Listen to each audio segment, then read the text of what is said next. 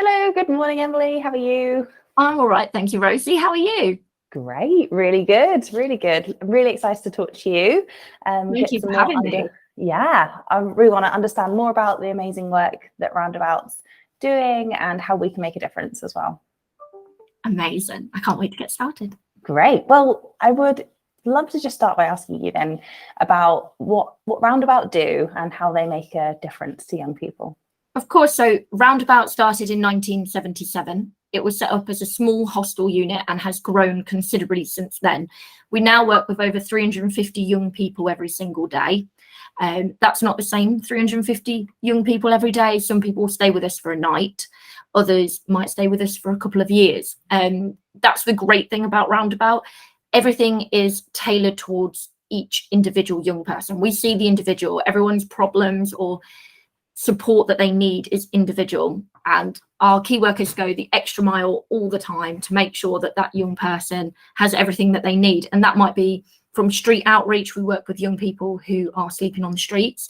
We do a housing first model, which means we always provide a roof over their heads, but for some of those young people that might not be where they want to be at that time. They don't trust services, they've been let down in the past. So for us, it's about building trust and showing we're not going anywhere. Then one night they might stay at that flat. And then it's about not just keeping them alive, but making sure they get the support that they need in terms of doctors, dentists. For them, the answer isn't always education and employment straight away. That's a dream for the future. And we can break down barriers and get there. We have residential projects in Sheffield and Rotherham. So we have a 27-bed hostel. We have projects for care leavers, young unaccompanied asylum seekers, refugees, and those coming out of the youth justice system as well.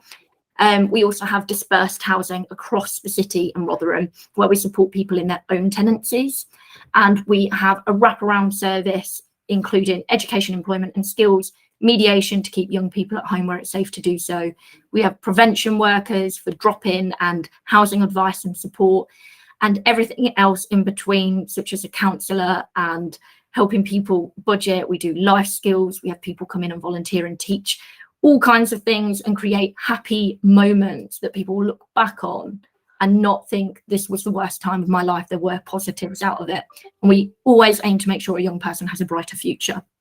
Wow, that's amazing. And it's incredible to hear all of the range of things that you guys are up to. But I think what shocked me the most in that was when you said, it's important that fundamentally we keep these people alive. Yeah. And that shocked me really, because I think, homelessness is, it can be life and death for some people, can't it?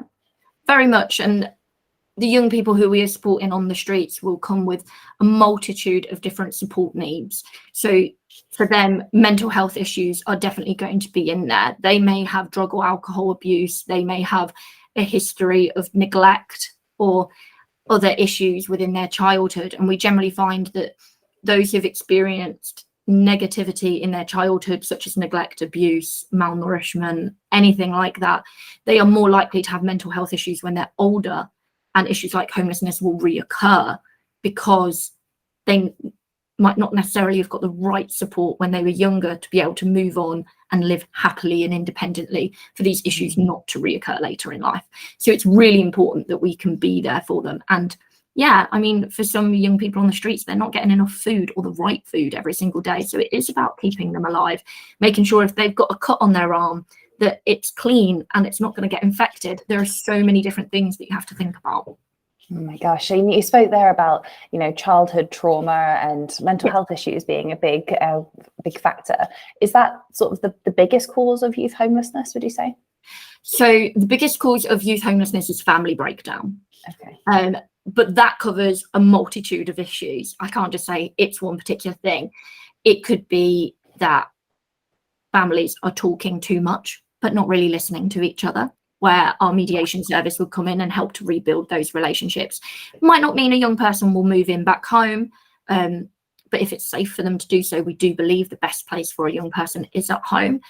But we can rebuild those relationships, and especially if you have siblings as well, you don't want to be cut off from your family. It's amazing to have people who've been through similar experiences with you. I know I love to chat to my sister. We're like, oh, remember when mum did this? It's important that you have those memories to look back on and be able to talk about them. But it could be anything. It could be, especially with the recession coming up and the increasing cost of living, there are a lot of pressures at home. And if you come from a home that is experiencing poverty already, the belt will only get tighter. So it might be an issue of, we can't afford to have you at home, or someone's lost their job, the pressure falls on young people, why can't you earn a living? But they're 16 and they might be at school or college, you know, like, there's not always a way for them to have employment opportunities at the same rate to be able to support themselves. But addiction does come into it. Mental health can definitely come into it. We've had young people who've had parents suffer mental health issues, which means that impacts the young person. It could be the young person's mental health issues that impact the family. And it just, like I said, Roundabout takes everyone on their own individual stage to make sure their support is tailored for them. So yeah, there's so many different routes into homelessness. And how many people declared themselves homeless last year? So across the UK, 16 to 24-year-olds, 122,000 young people were declared as homeless last year.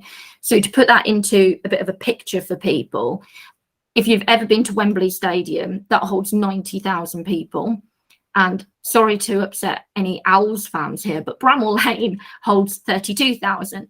So if you were to take all of the young people who declared themselves homeless last year and give them a seat, Wembley and Sheffield United Stadium would be full. And we know that there's so many more young people out there who need help and aren't declaring. So like hidden homelessness, they've been kicked out, they're sofa surfing, you know, they're around a friend's house and sleeping on the floor. There's so many more young people who aren't reaching out for help, and we can change their future if they get in touch.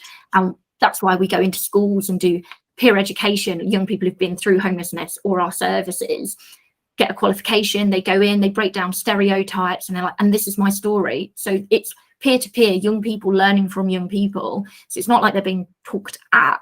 And they, honestly, the reactions we've had from young people saying, wow, I never knew you wouldn't know you were homeless. Like, you're clean, you're a young person, like you wear nice clothes. Yeah, because they're supported, and we can make sure that no one sleeps rough if we can make sure young people know where to go get help. That's brilliant. And from your perspective, you'll see people in all stages of their lives, also their journey around homelessness. Yeah. From, I don't know if there's some takeaway stories. What have you seen when people have managed their homelessness? What does that look like? What's the reality? Honestly, I just got a bit of shivery. It's amazing. It can be really, really rewarding to see young people adapt quickly to living independently. Other people take a little longer, but we like to celebrate success at Roundabout. And that doesn't necessarily mean, say, for example, young people getting their GCSEs today might be going to college. People who've got their A-level results might be going to university. That's amazing, especially considering what the childhood trauma they may have been through. But for others, it's about going to the dentist on their own for the first time, booking an appointment and actually turning up, managing their diary. We had one young lady who was an addict and was in an abusive relationship, and she's completely changed her life. She is living independently. She's living successfully. She's got a job. She's holding down her flat. She's paying her regular rent agreement. She's got a dog, and she's looking after someone else, which proves the journey she's come on so quickly, considering her background. It has been absolutely amazing to see that journey. And even the way she looks and presents herself, she has so much confidence now, and she's smiley and happy. And you see this, you see young people coming in one day for some donations of food, and you'll see them a couple of weeks later and you're like, is that Joe? They look so different. What have you done? And that, well, actually he's on a training course now to be an electrician, something he's always dreamed about, but didn't have the grades to go to college. But I've got him onto an apprenticeship. And then he's got belief in himself. And that is such a powerful thing, that when they believe in themselves and feel like other people respect them and they can contribute to society and that they're going to have a good life, when they believe that, it's amazing to see the difference in them. It really is. Oh, I can just see and feel your beaminess. You can tell how important the work is that you do. Yeah, I mean, I've been here for about just over 4 years now, and I've seen a lot of young people come through the doors of Roundabout. And honestly, I'm lucky being in fundraising because I get to tell all of these wonderful stories, but I also get to see my colleagues, like our key workers, going out every single day. And don't get me wrong, not all of their days are fun, not all of their days are full of success stories, but they don't turn their backs on young people. And that's special about Roundabout. We don't turn young people away who other services might. We create a space where it's safe for young people to make mistakes, to learn and grow. And that doesn't mean they'll make one mistake. Young people are young people. We've all been teenagers, we know. But growing up, I had a safe network of my family that if I did something a bit silly, I'd be like, Mum, can you help me? I've done it. How do I fix it? I'm sorry. But some young people don't have that. So we need to create that space where they're like, I've done this, but what do I do? And then they'll learn for the future and not make those mistakes again. And it's so important that they feel like they're valued and trusted enough to be able to come to us to say, I've done this, but I need help. Amazing. So at Razor, we've been busy fundraising and getting the kit ready, the team ready for our football tournament. So we had an amazing tournament yesterday where we were battling it out with, I mean, it was a real battle, I have to say. Some real injuries going on. It didn't seem like a charity match when we were there, I must admit. But I'd love to hear from you. So we've so far raised £485, and hopefully that figure will rise. Absolutely amazing. How's that donation going to help? So donations, we rely on donations from companies and organisations like Razor. Whilst a lot of our income comes through contracts or rent, fundraising allows us to be a lot more reactive and proactive. So a couple of years ago, we did a fundraising event, Bangers and Cash, a car rally from Sheffield to Monte Carlo.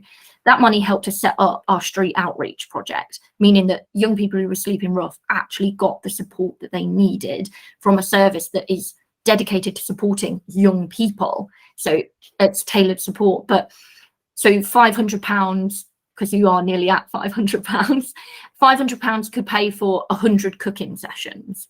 That's 100 times people learning recipes or cooking for the first time, budgeting that recipe, going shopping for that recipe, cooking that recipe, something that they will take forward and learn and plan healthy meals. It could also pay for 16 mediation sessions. So it could potentially keep 16 young people at home where it's safe and warm and there's food in the fridge and rebuilding relationships. And that's powerful. Not having to say goodbye to your family and still being in contact with them is very, very special. So that is the difference that you are making to the lives of young people. You are literally changing their lives and making sure they are happy, healthy, and safe. Wow, that's a huge impact. That really makes me feel proud. I'm so pleased. It's amazing. So beyond donations, of course, we really love raising money for charity. Is there other things that we can be doing to help homelessness in general? What else can we do for support? Definitely. I mean, at Roundabout in particular, we have a lot of volunteering opportunities. And something we would like to grow is people coming in and teaching young people skills. Everyone has a skill. For example, I'm just going to pick it because it's easy. The accounts team are really good at finance, you would hope.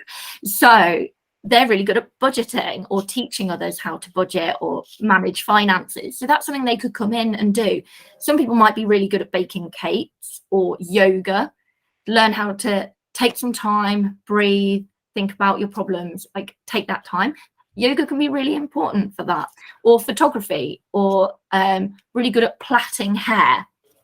These are really special moments that you can do with our young people, but we have loads of other volunteering opportunities, whether you're a photographer, you like to be an event steward, or working with our young people around Christmas time, because that's really difficult for a lot of young people because all they see is adverts for happy families on the TV. So there's so much that can be done, but also the awareness is second to none. I mean, with fundraising, it's fantastic that we get money in. But what we get off the back of it is people talking about Roundabout. The more people who find out about our charity, the more people who will be able to access our support. Because if they don't know where to go, they might end up on the streets. And that's what we want to prevent in the first place. So a lot of people say, well, it will never happen to me or people I know because we're a loving family. That's great that you're a loving family, but it doesn't mean it won't happen to you. And we have had so many young people come through the doors with very supportive families that we work with. It just might not be that they're the support they need right now. So the more people who know about us, the better. And you never, ever know who in your network might need to know about Roundabout. So we please ask that you just talk about us and what we do. Brilliant. Thank you very much. And I have one more question, I guess. You know, unfortunately, we do see people living on the streets or asking for money.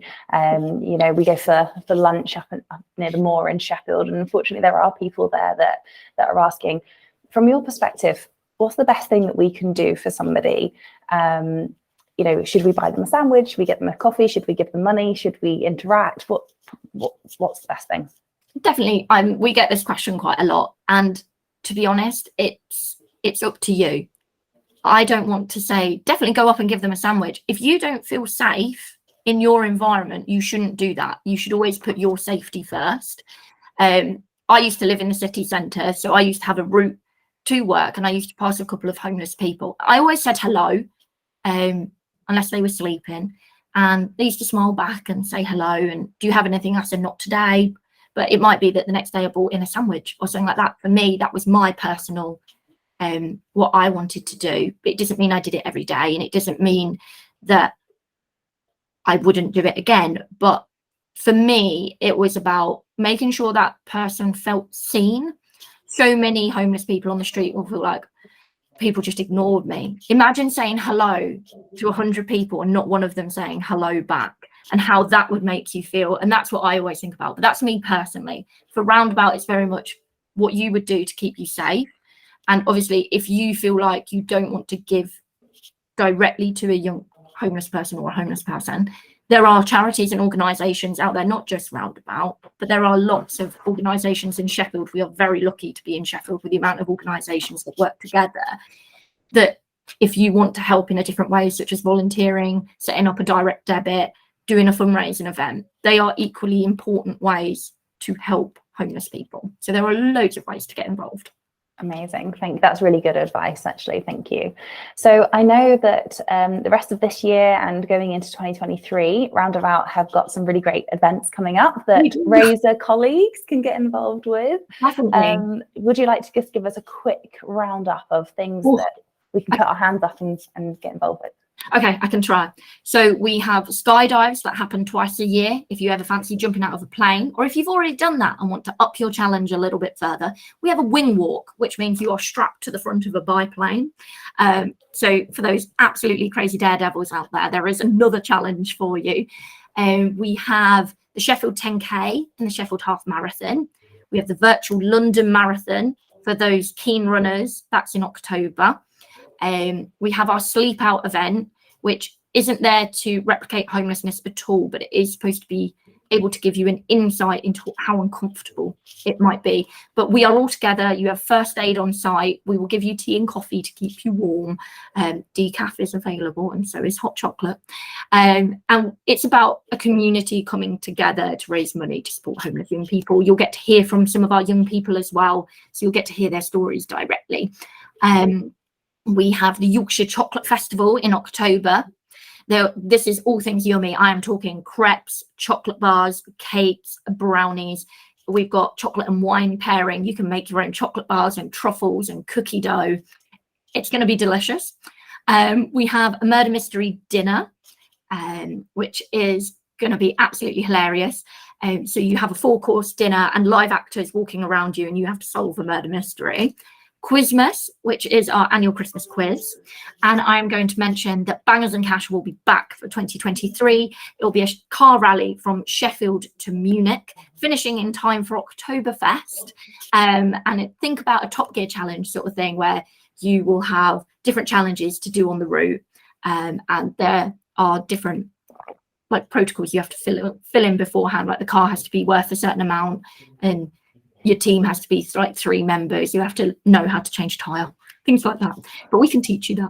And then we have loads of different things throughout the year, whether you want to trek the Great Wall of China or run for us in the Percy Pud 10K at Christmas. But we have lots of events going on as well that don't have to be, you don't have to train for, like Gaming for Good in February next year. Anyone who's a keen gamer, we would love to hear from you.